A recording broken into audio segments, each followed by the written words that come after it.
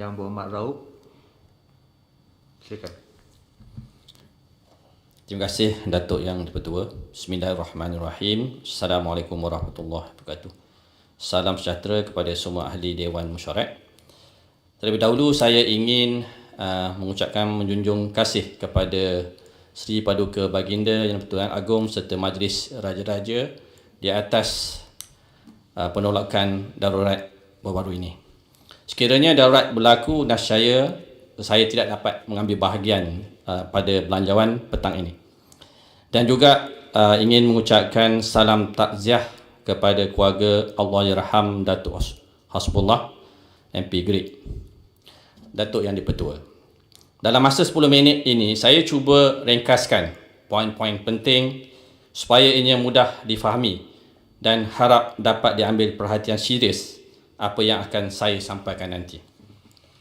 Dalam semakan saya daripada ucapan belanjawan 2021 yang lepas serta ucapan daripada rakan-rakan MP banyak menyentuh dasar-dasar jangka masa pendek dan juga penyelesaian segera bagi menghadapi krisis COVID-19. Di sini saya ingin menyentuh dasar infrastruktur negara dalam masa jangka sederhana bagi menghadapi krisis pandemik COVID-19 ini. Ketua Pengarah WHO Pertubuhan Kesihatan Sedunia, Dr. Tedros Adhanom mengambil contoh Spanish flu yang menular tahun 1918 hanya berjaya dikawal dalam masa tempoh 2 tahun.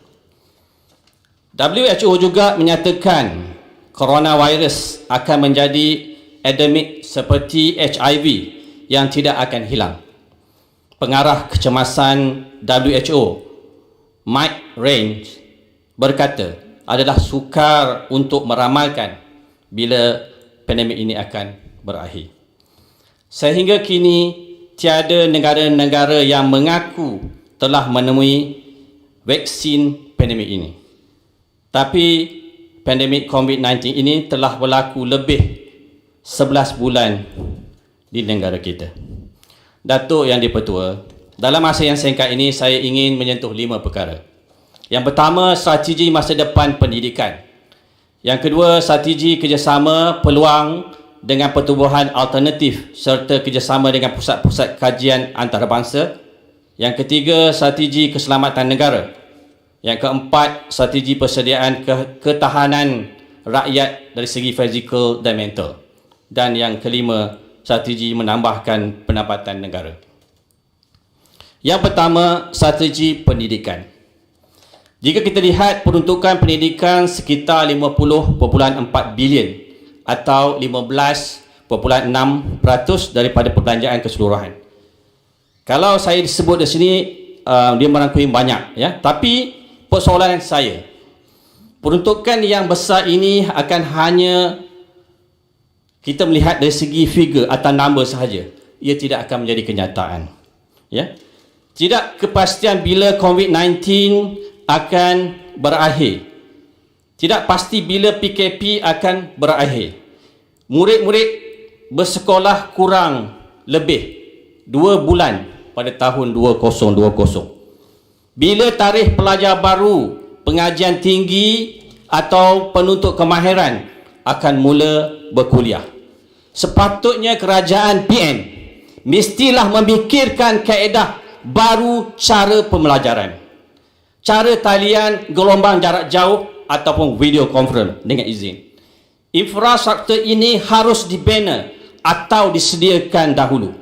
Begitu juga dengan kekuatan atau kemampuan jalur lebar dalam sesuatu kawasan luar bandar, kawasan pendalaman. Kena ambil kira faktor gangguan lain seperti bencana alam, sabotaj dan sebagainya. Setuju dengan cadangan pucung semalam, kita kena fikirkan bersama ya era satelit untuk penyediaan yang akan datang untuk menghadapi COVID-19 ini. Yang kedua, strategi kerjasama dengan perubatan alternatif. Kalau di negara China, perubatan tradisional China bekerjasama membantu hospital kerajaan. Di Malaysia kita ada beberapa persatuan perubatan alternatif yang mana KKM boleh berkolaborasi dan mereka dapat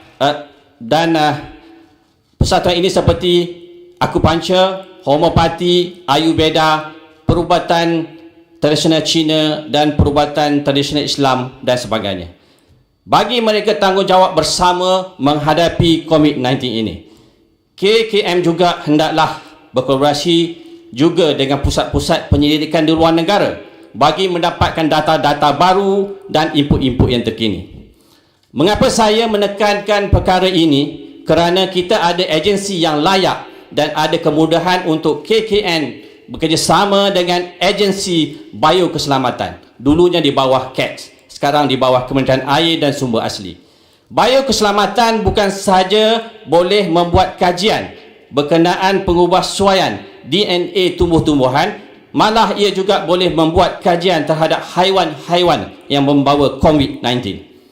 Kepada Tan Sri Dr. Hisham, Ketua Pengarah Kesihatan, sesungguhnya kami menghargai jasa anda. Anda seorang yang berani dan bertanggungjawab. Yang ketiga, strategi keselamatan negara.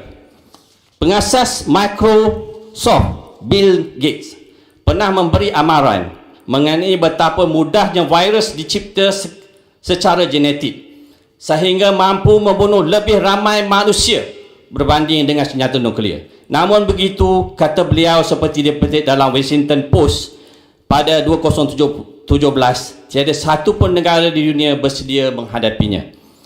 Penularan COVID-19 juga tidak terlepas daripada dikaitkan dengan perang biologi dan teori konspirasi. 1 kilometer persegi senjata biologi hanya kos lebih kurang $1 sahaja jika dibandingkan dengan senjata konvensional memerlukan kos $2,000, manakala senjata nuklear kos $800 dan senjata kimia kos $600 dengan kawasan yang sama. Senjata biologi ini sukar dikesan, sukar di X-ray dan sukar dikesan oleh anjing-anjing dan juga senang dibawa ke mana-mana. Dahulu mereka menjajah menaluki sesebuah negara dengan menggunakan senjata berat canggih dalam peperangan. Tidak mustahil pandemik atau biologi ini akan digunakan pada masa hadapan. Mereka tidak lagi perlu menjual senjata yang canggih, cukup sekadar menjual vaksin kepada negara-negara yang lemah. Pihak ATM mestilah membuat kajian ilmiah bagi meneroki senjata-senjata berbentuk biologi ini. Kerajaan perlu memasukkan kos-kos pengajian ini dalam Belanjawan 2021 sebagai persediaan ATM untuk bersama membuat persediaan awal bagi menghadapi sebarang segala kemungkinan. Strategi keempat, strategi persediaan ketahanan rakyat berbentuk fizikal dan mental. Di sini hanya ingin menyentuh berkenaan dengan mental ketahanan rakyat serta kerjasama bersama-sama pihak swasta dan badan-badan bukan kerajaan NGO bagi mengurangkan beban kerajaan serta mengagihkan peruntukan ini kepada pihak swasta.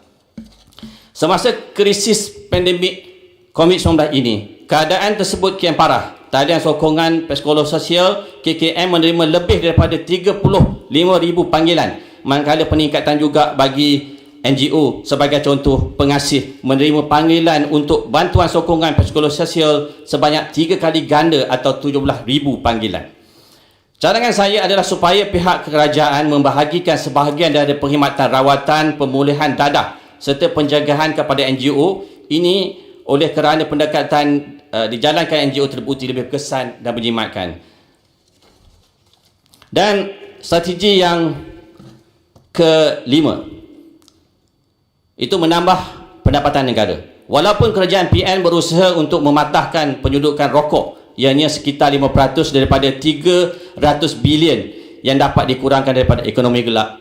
Untuk memastikan ekonomi gelap ini dapat dikurangkan serta untuk menambah pendapatan negara, kepakaran dalam menghadapi jenayah kola putih dalam PDRM, SPRM perlulah ditingkatkan dan tahap integriti rasuah serta salah guna kuasa mestilah dinilai dari masa ke masa. Terima kasih kepada PDRM bawah Tan Sri Hamid Bido yang dapat membongkar serta mematahkan sindiket Macau scam dan penyeludupan dadah yang bernilai juta ringgit. Akhir sekali, sedikit permintaan daripada Parlimen Raub. Diharap kerajaan pusat melalui Kementerian Pelancongan, Seni dan Budaya, Kementerian Air Sumber dan Asli dan kementerian yang terbabit dapat mempertahankan keaslian hutan serta ekosistem yang tinggal hanya satu di negeri Pahang, iaitu Bukit Tinggi atau Fraser Hill, di mana Cayman Highland dan Genting Highland telah dibangunkan dengan tujuan komersial.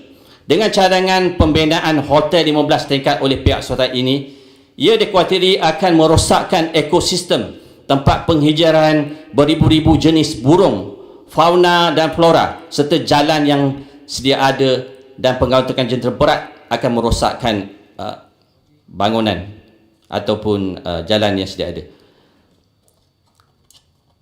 Dan diharap juga projek 18 juta pembinaan loji air baru harap dapat disegerakan di Parlimen Raub. Lebuh Raya, Spine Road juga supaya dapat disiapkan dengan segera supaya ia dapat mengurangkan kesesakan semasa cuti umum dan juga hari perayaan. Dan akhir sekali, diharap pengusaha kebun buah durian Musang King dapat diselesaikan dengan semangat menang-menang, rakyat diutamakan, seperti saranan saya dalam ucapan yang lepas, di mana pihak kerajaan negeri dapat duduk bersama bagi memajukan Parlimen Raub dengan kerajaan pusat seperti eko pertanian lestari dan eko pertanian untuk mewujudkan peluang-peluang pekerjaan setempat di Parlimen Raub. Sekian, terima kasih.